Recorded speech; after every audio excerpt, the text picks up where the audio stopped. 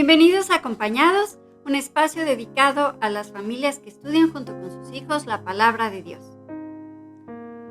¿Tú crees que la mentira le gana a la verdad? Sabemos que no, que la verdad siempre se impone, la verdad siempre saldrá a la luz.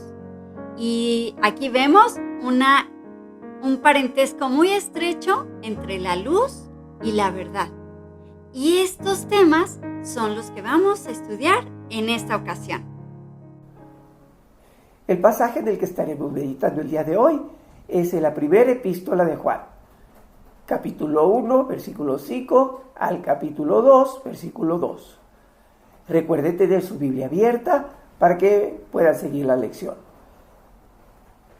La lección pasada hablábamos de la comunión entre los hermanos de la iglesia y con el Padre y su Hijo Jesucristo.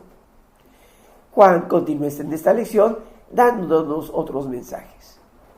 En el versículo 5 nos dice: este es el mensaje que hemos oído de Él y les anunciamos. Dios es luz y en Él no hay ninguna oscuridad.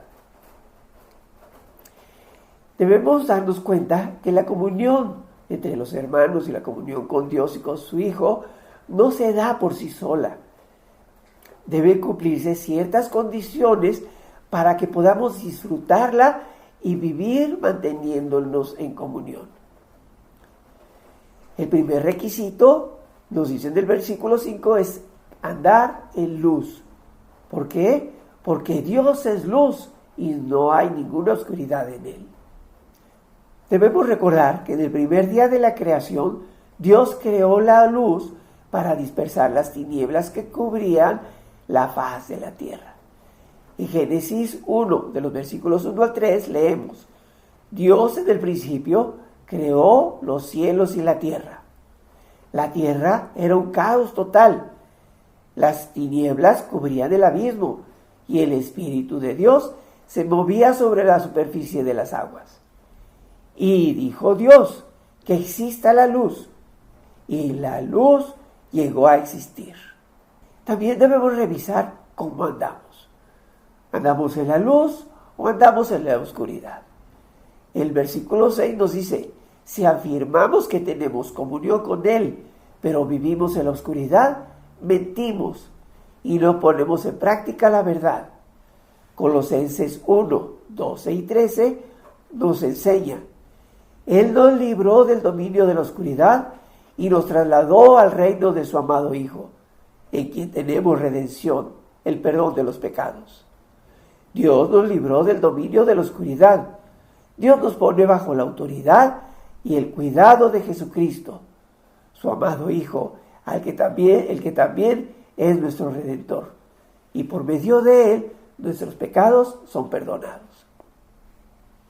En el versículo 7 leemos: pero si vivimos en la luz, así como Él está en la luz, tenemos comunión unos con otros, y la sangre de su Hijo Jesucristo nos limpia de todo pecado. Tenemos dos bendiciones cuando andamos en la luz.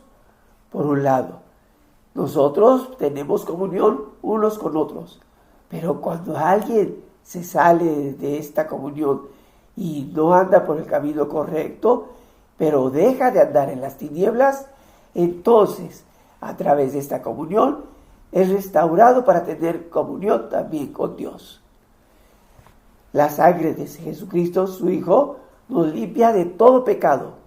Recordemos que la salvación viene por creer en nuestro Señor Jesucristo. Hechos 16, versículo 31, nos explica esto. Y recordemos que este es el pasaje cuando Pablo y Silas están en la cárcel. Y en la cárcel le empiezan a predicar al carcelero. Y el carcelero les pregunta: ¿qué debo hacer para ser salvo? Y entonces la respuesta está en el versículo 31. Cree en el Señor Jesús, así tú y tu familia serán salvos, le contestaron. Les recomiendo que le recuerden este pasaje que está en el capítulo 16, de los versículos 16 al 40. Regresando a nuestra lección, en los versículos 8 y 10 leemos: si afirmamos que no tenemos pecado, nos engañamos a nosotros mismos y no tenemos la verdad. Si confesamos nuestro pecado, Dios, que es fiel y justo, nos los perdonará y nos limpiará de toda maldad. Si afirmamos que no hemos pecado, lo hacemos pasar por mentiroso, y su palabra no habita en nosotros. El segundo requisito que vemos aquí es confesar nuestro pecado. Es mentiroso el que dice que no tiene pecado, pero aquí debemos entender que nosotros estamos propensos a pecar. Por nuestra naturaleza humana, siempre vamos a tender al pecado y debemos tener mucho cuidado. No por tener mucha relación con Dios, sentir que tenemos comunión con Él, entonces nos podemos creer invencibles y decir: ya no podemos, ya no vamos a pecar, ya no podemos pecar, porque estamos muy cerca de Dios. Cuidado. Juan nos dice que para alcanzar una plena comunión con Dios hay que ser realistas en cuanto a nuestra tendencia para pecar. Y el tercer requisito es tener un abogado. Hoy vamos a repasar esta palabra. Esta palabra es en griego y su transliteración es parakletos. Su significado se refiere a una persona que está al lado de otra. La idea es una persona que ayuda o que está defendiendo. En el Evangelio de Juan se traduce como consolador, refiriéndose al Espíritu Santo. Y en esta epístola se traduce como abogado, refiriéndose a Jesús. Entendamos que el significado correcto depende de qué estamos hablando.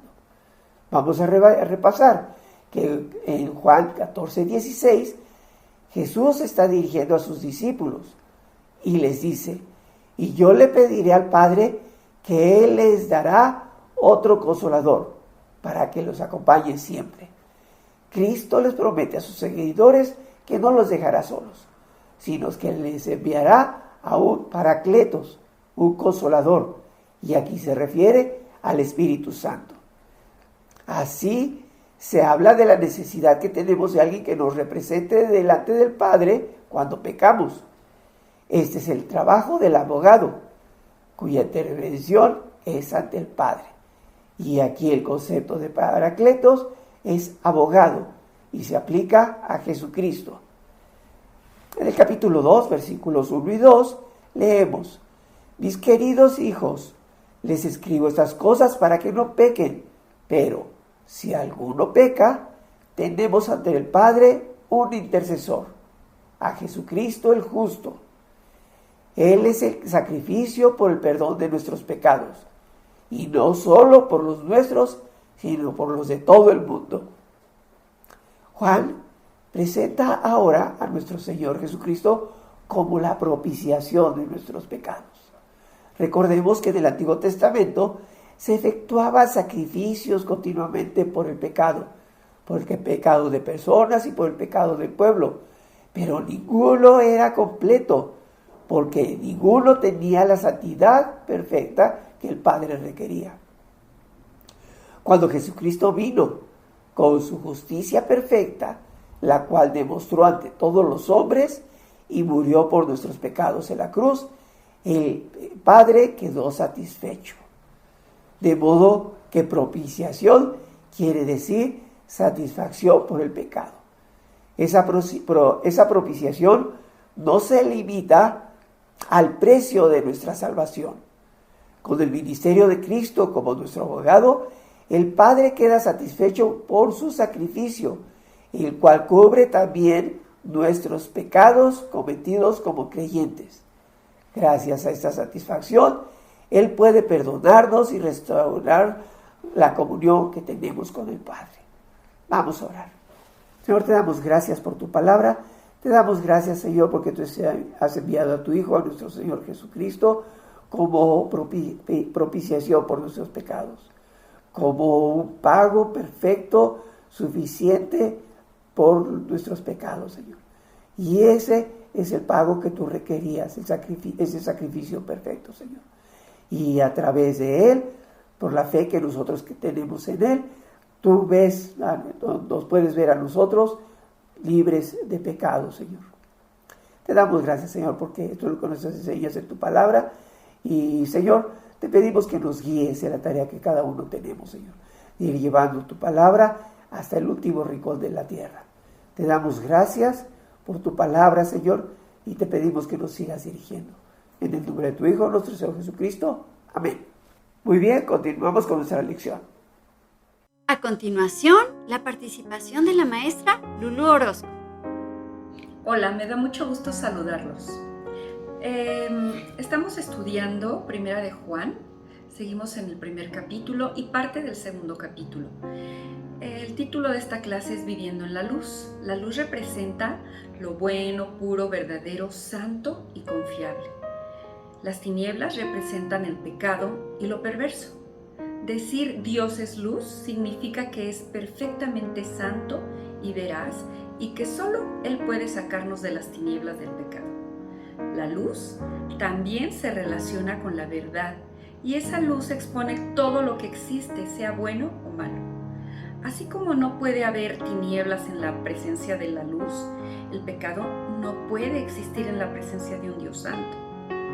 Si queremos tener relación con Dios, debemos poner a un lado nuestra vida pecaminosa. Es hipocresía afirmar que somos de Él y al mismo tiempo vivir como se nos antoja. Cristo pondrá al descubierto y juzgará tal simulación. Primera de Juan 1:6, Juan confronta la primera de las afirmaciones de los falsos maestros, que podemos tener comunión con Dios y seguir viviendo en las tinieblas. Y Primera de Juan 1:7 nos dice que la sangre de Jesucristo nos limpia de todo pecado. En el Evangelio de Juan 1:29 nos dice que Jesús es el Cordero de Dios que quita el pecado del mundo. El pecado, por su propia naturaleza, trae consigo muerte. Ese es un hecho tan cierto como la ley de gravedad. Jesucristo no murió por sus propios pecados, pues Él nunca pecó. Y por una transacción que nunca lograremos entender totalmente, Él murió por los pecados del mundo. Cuando le entregamos nuestra vida a Cristo y nos identificamos con Él, su muerte llega a ser nuestra. Descubrimos que de antemano Él pagó el castigo de nuestros pecados. Su sangre nos ha limpiado. Así como resucitó del sepulcro, resucitamos a una nueva vida de comunión. Quiero leerles el versículo 4 de Romanos 6, que dice así: Por tanto, mediante el bautismo fuimos sepultados con Él en su muerte, a fin de que, así como Cristo resucitó por el poder del Padre, también nosotros llevemos una vida nueva. Bueno, pues me despido y espero verlos muy pronto. Gracias, Lulú. Como sugerencia, para preparar en familia, podemos elaborar unos rollitos de la verdad. Aquí tenemos los ingredientes. Tenemos que batir a que espumen mucho esos huevitos.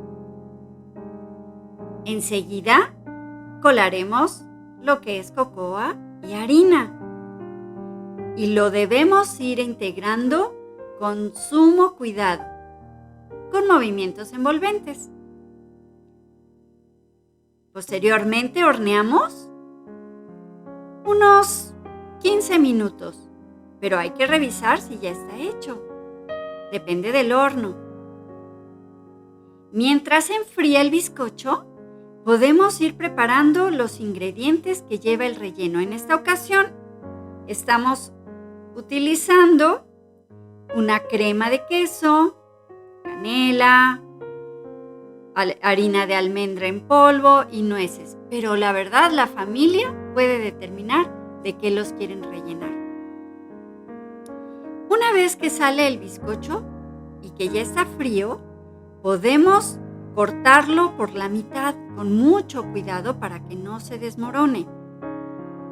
Lo extendemos y vamos a colocar primero la crema, que es lo que va a permitir que se adhieran los otros ingredientes. Lo enrollamos con mucho cuidado y aquí tenemos el rollo que vamos a meter al refrigerador por tal vez unas 2 horas para que quede bastante consistente. Después ya lo podemos empezar a partir y aquí tenemos los rollitos, que cuando están en el rollo están ocultos todos los ingredientes, pero aquí vemos estos rollitos que ya exponen lo que verdaderamente llevan dentro. Estos rollitos de la verdad. Y pasamos a la sección de preguntas. En esta ocasión vamos a ver que en las frases hay una palabra subrayada y hay una línea donde falta una palabra. Bueno, pues vamos a pedirte que encuentres el antónimo, es decir, el contrario. Y vamos a ver, pregunta número 1. Dios es luz y en Él no hay ninguna. La palabra que falta es oscuridad. Número 2. Cuando hablamos mentira, no practicamos la.